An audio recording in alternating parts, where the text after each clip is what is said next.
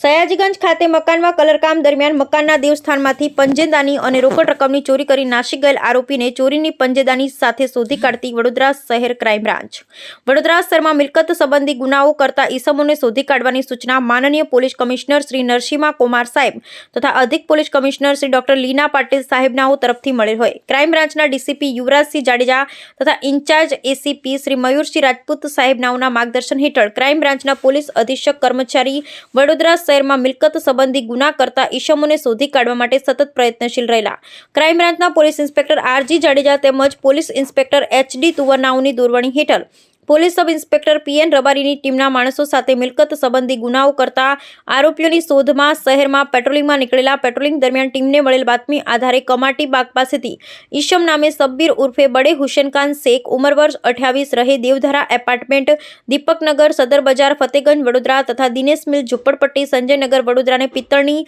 એક પંજેદાની સાથે પકડી પાડી આ ઈસમની સઘન પૂછપરછ અને ખાતરી તપાસ દરમિયાન આ ઈસમે ગઈ તારીખ 18/12/2024 સાંજના 8 વાગ્યાથી તારીખ 19/12/2024 3:30 વાગ્યા સમય દરમિયાન સયાજીગંજના બશેરા મંજિલ ખાતેના મકાનમાં કલરકામ દરમિયાન મકાનના દેવસ્થાનમાંથી 2 પંજેદાની રોકડા 16,000ની ચોરી કરેલાનું અને આ અંગે સયાજીગંજ પોલીસ સ્ટેશનમાં હાલમાં પકડાયેલ આરોપી સામે ચોરીનો ગુનો નોંધતા આરોપીયા ગુનામાં પોલીસ ધરપકડ ટાળવા નાસ્તો ફરતો હોવાનું અને આરોપી પાસેથી મળી આવેલ પંજેદાની મકાનમાંથી ચોરી કરેલ પંજેદાની પૈકીની મુદ્દામાલની પંજેદાની હોવાનું જણાતા જેથી આરોપી પાસેથી મળી આવેલ પંજેદાની તપાસ અર્થે કબજે કરી આ અંગે કાયદેસરની કાર્યવાહી કરી વધુ તપાસ આરોપીને સયાજીગંજ પોલીસ સ્ટેશનમાં સોંપવામાં આવેલ છે।